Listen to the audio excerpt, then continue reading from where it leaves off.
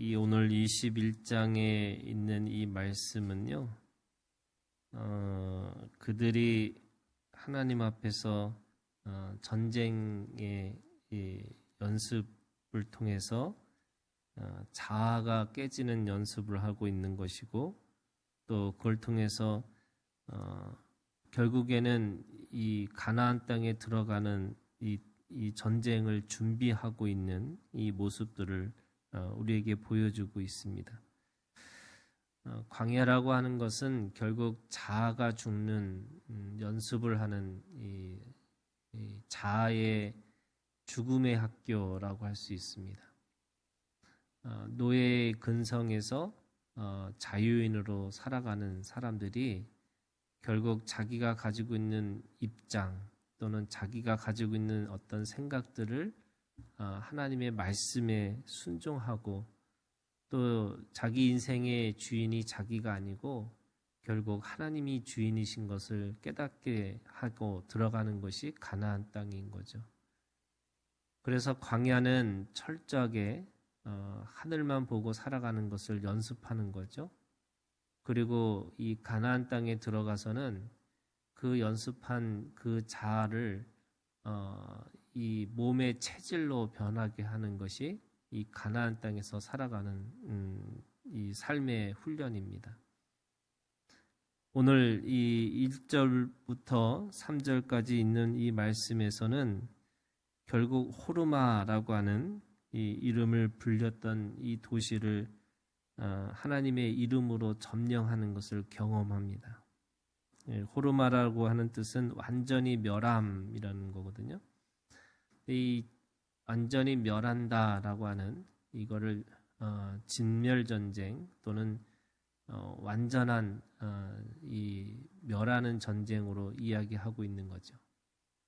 이 진멸전쟁은 어디에서 이루어지는 거냐면 가나안 땅에 있는 이 부족들에게 취해지는 전쟁의 하나의 형태입니다. 이 진멸전쟁이라고 하는 것은 결국에는 숨쉬는 모든 것들을 다 멸하는 전쟁이에요. 그러니까 지금 현대로 생각하면은 그거보다 더 잔인한 전쟁은 없죠. 어린아이부터 동물에 이르기까지 숨쉬는 그 모든 것들을 멸하는 것이 그 전쟁의 이 형태가 이 진멸전쟁이라고 합니다. 그러면 이 호르마라고 하는 이 진멸전쟁, 완전히 멸한다라고 하는 이 전쟁의 연습은 결국에는 이 가나안 땅의 전쟁이 시작됐다는 것을 알 수 있습니다. 가나안 땅은 지금으로 얘기하면 영적 전쟁이에요.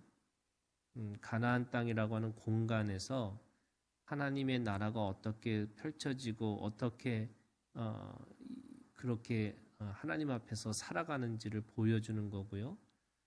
동시에 지금으로 얘기하면 교회의 공동체를 이야기하고 있습니다. 그러니까 교회라고 하는 것은 예수 그리스도의 피로 말미암아 얻어진 생명이 교회거든요. 그러면 그 교회 안에 완전한 그리고 거룩한 하나님의 이 존재로 살아가기 위해서는 그 전쟁은, 영적 전쟁은 이 진멸 전쟁과 같은 겁니다.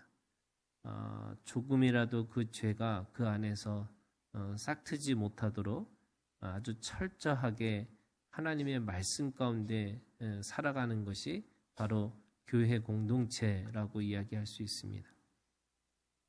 그래서 교회가 왜 우리가 힘이 없느냐, 능력이 없느냐, 빛과 소금으로 하나님께서 우리를 부르셨는데 그 빛과 소금으로 살아가기 위해서는 그 빛으로 소금으로서의 역할은 결국 영적 전쟁을 통해서 얻어지는 것이에요. 이 전쟁을 하지 않는 사람에게는 전리품이 없는 거고, 이 전쟁은 완전한 100%와 그 다음에 완전한 0으로 시작하는 이 전쟁이에요. 50대 50이 있는 게 없고요. 어느 정도의 중간이 있는 것이 아닌 거죠. 그런 의미에서 우리가 하나님 앞에서 사실은 이 말씀이 이해가 있고 아니요가 없다는 거예요. 그 예라고 하는 것은 100%의 복종과 순종으로 이루어지는 거지 결국 그 안에서 타협이라는 것이 있을 수가 없는 거죠. 그러나 우리가 삶이라고 하는 것은 모호할 수 있어요. 그럼에도 불구하고 예, 아니요라고 하는 분명한 기준은 우리 가운데 있는 거죠. 4절부터 9절까지는 이 말씀은 너무나 우리에게서 기억될 수 있는 말씀인 거예요. 그들이 광야에서 하나님 앞에 원망하고 불평합니다. 근데 불평하는 이유가 뭐냐면요.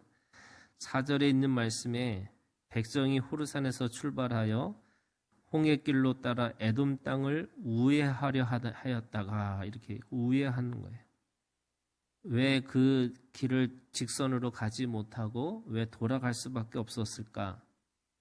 그들이 아직도 말씀을 따라서 승리하는 이 경험을 하지 못하니까 늘 피하고 살아가는 거죠. 내가 피하면 내가 온전히 살 수 있을 거라고 생각하는 건데 오히려 그것 때문에 마음이 상합니다.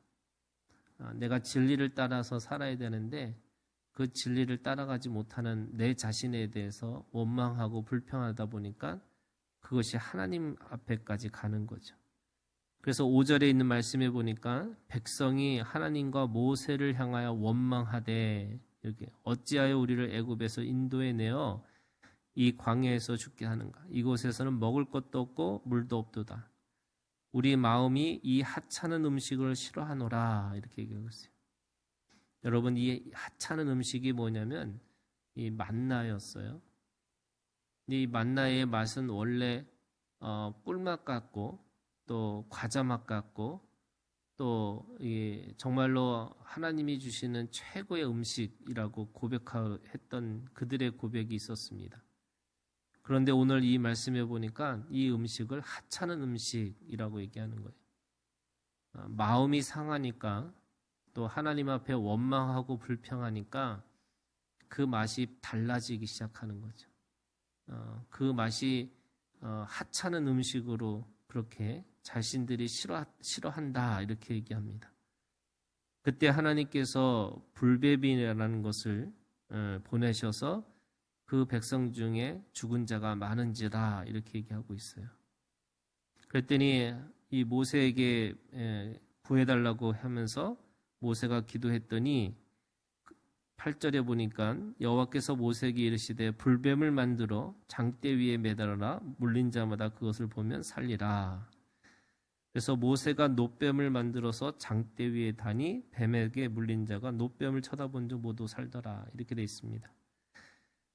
이 놋뱀이라고 하는 것은 그 놋뱀에 가지고 있는 어떤 특별한 그런 어떤 기운이 있는 것이 아니고요. 말씀의 능력인 거죠. 보면 살 것이다 이렇게 말씀하세요. 그래서 그 말씀을 순종하는 사람에게는 생명이 있는 거고 말씀을 순종하지 않았던 사람에게는 여전히 그 죽음의 자리밖에 있는 것이 아닌 거죠. 그런데 이 놋뱀이라고 하는 것은 우리가 잘 알고 있는 것처럼 예수 그리스도를 상징하고 있는 거죠. 주님이 주님의 십자가를 말씀하실 때 주님도 들려야 될 것이다 이렇게 말씀하고 있어요. 그래서 그 놋뱀이라고 하는 것이 바로 예수 그리스도를 상징하고 있습니다. 그런데 왜 이 사람들이 뱀에 물렸을 때 하나님은 왜 뱀을 만들어서 놋뱀을 만들어서 쳐다보게 하셨을까? 오히려 다른 것을 보게 하셨으면은 사람들은 더 잘 볼 수 있을 거고 그리고 모든 사람들이 그렇게 살아날 수 있었을 건데 왜 뱀에 물린 자에게 하나님께서는 왜 똑같은 뱀을 보여주셨을까? 네, 이거를 로마서도 그렇고요. 다른 말씀에 보면 이거를 구원에 이르는 거치는 돌과 부딪히는 반석이라고 이야기합니다. 무슨 말이냐면 예수를 우리의 구원자로 고백하기 위해서는 이 부딪히는 돌과 거치는 반석을 통과해야지만 바로 십자가를 통해서 구원받을 수 있다, 이렇게 얘기하는 거죠. 뱀에게 물린 자는 다시는 뱀을 보고 싶지 않았을 거예요. 그런데 그 뱀을 보면 나을 거라고 하는 말씀이 있었어요. 그래서 그 말씀에 순종하려면 이 부딪히는 돌이라는 거, 거치는 반석이라고 하는 자기 마음의 그 장벽을 뛰어넘지 않으면 그 죽음을 이길 수가 없는 거죠. 생각해보면 자기가 상처가 있는 사람들은 그 상처를 정확하게 직면해야지만 그 구원이 온전히 우리 가운데 올 수 있다고 말씀하고 있는 겁니다. 십자가라고 하는 그 예수 그리스도를 사람들이 구원자로 고백하기 위해서는 바로 그분이 말씀으로 우리 가운데 오셨다는 것을 보고 순종해야 되는데, 자신이 가지고 있는 생각에 메시아는 힘 없고 보잘것없고 그리고 인간에 의해서 죽음을 당하는 그런 메시아는 안 된다고 생각하는 자에게는 예수님을 절대로 구원자로 고백할 수가 없는 거죠. 그런 의미에서 예수님은 유대인들에게는요, 부딪히는 돌이고 거치는 반석입니다. 왜냐하면 그들이 기다렸던 메시아는 로마로부터 해방되는 메시아였고, 다윗의 왕국을 꿈꾸는, 그래서 모든 세계를, 모든 열방을 다스리는 자로서의 메시아를 기다리고 있었던 거죠. 그런데 그 메시아가 너무나 비참하게 십자가에서 죽으셨어요. 그러니까 그 죽으신 그 메시아를 그들은 쳐다볼 수도 없고 그 메시아를 따라갈 수가 없는 거죠. 그게 그들의 마음에 부딪히는 돌이고 거치는 반석입니다.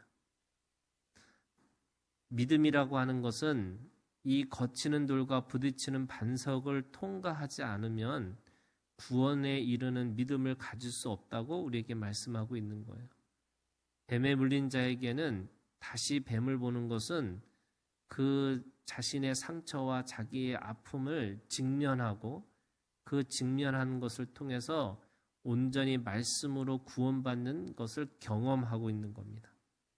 그런 의미에서 이 광야라고 하는 자아가 죽는 연습이라는 건 뭐냐면요, 하나님 앞에 의지하는데 뭐에 대해서 의지하느냐? 말씀에 의지하는 겁니다. 내가 그 말씀이 온전하고 완전하다고 믿고 따라가는 것이 광야의 삶입니다. 그런데 그것이 이 이스라엘 백성들에게는 여전히 애굽이라고 하는 애굽의 정신이 있는 거죠. 여전히 먹고 사는 문제 때문에 원망하고 불평하기 때문에 진리를 바라볼 수 없는 거고, 자신이 가지고 있는 영원한 생명을 바라볼 수 없다, 이렇게 얘기하고 있습니다. 10절부터 20절까지는 이스라엘 자손이 모압으로 떠나는 것을 이야기하고 있습니다. 처음에 이 에돔 땅을 우회하러 가는 이 모습 속에서 그들의 이 직면할 수 없는, 또는 그 십자가를 통해서 구원받는 것을 자신의 그 자아의 부인, 자신의 죽음을 통해서 경험해야 되는 것처럼, 이들은 이 모압 땅으로 떠나는 이 모든 이 과정 하나하나가 자신의 가지고 있는 이 생각과 입장과 그리고 그 모든 것들을 주님 앞에 내려놓는 이 광야의 시간인 거죠. 그래서 그 광야를 한 군데 한 군데 통과할 때마다 결국 주님이 내가 주님만을 의지하고 살아가는 것이고, 주님을 따라야지만 내가 온전히 그 생명을 유지하고 또 보존할 수 있다는 것을 깨닫는 겁니다.